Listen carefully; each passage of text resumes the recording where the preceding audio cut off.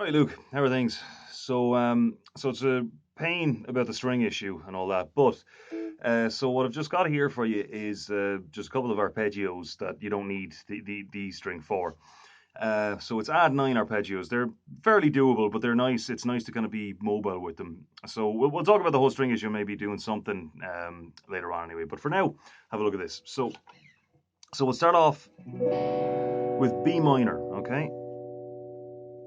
So the arpeggio is first, second, third, fifth, eighth. Now remember the eighth, same as one, right? So we could say first, second, third again. Okay, so that's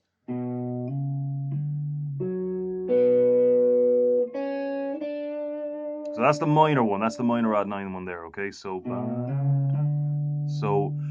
coming from B minor, well, coming from the second fret, you're up by two, then one, then up by two both times, and only those ones on the next two strings. So you're kind of rolling your third finger back and forth there.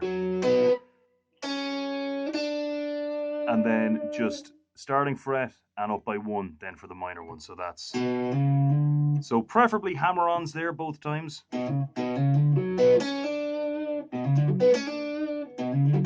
So it should be da da da da da da dam ba da da da da da da da bam da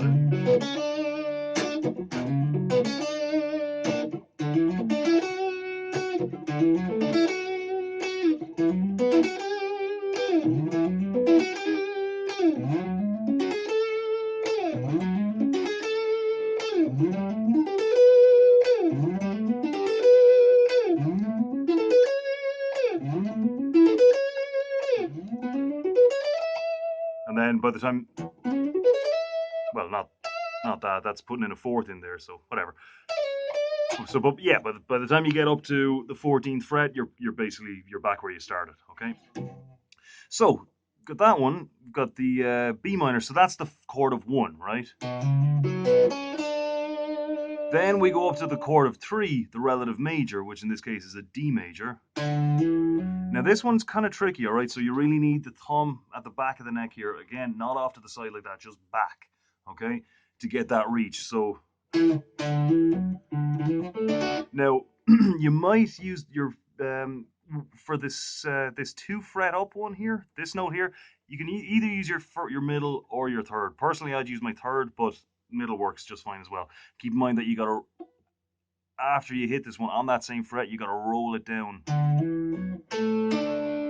Okay, so we've got up two, up another two, roll it back like you would with the minor, and then on the starting fret, and then up two from that.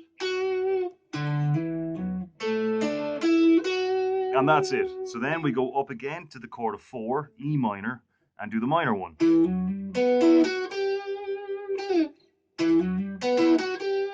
Okay, now we go up to the chord of five, in this case F sharp minor. Now, one little thing about this, just to keep this type of thing in mind, okay, is that this note here, that note, is not in the key of B minor.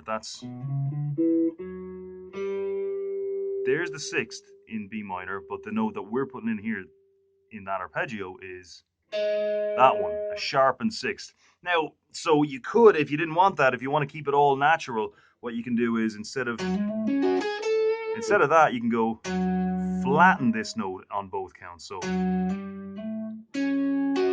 now here it is again. So now we'd have to go back here.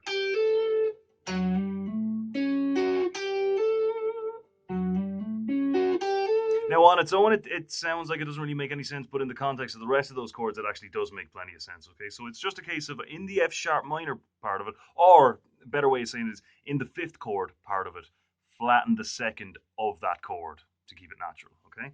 So, but, you know, you don't have to bother with any of that. You can just power straight on through and just, it doesn't sound bad or anything, but just to keep in mind that sort of thing in general, okay? So then next one, we're going to G major. Then, so that's chord of six, chord of seven, A major, and then we're back to B minor. Okay, so so B minor is kind of an arbitrary key. You could just as easily do it in C minor,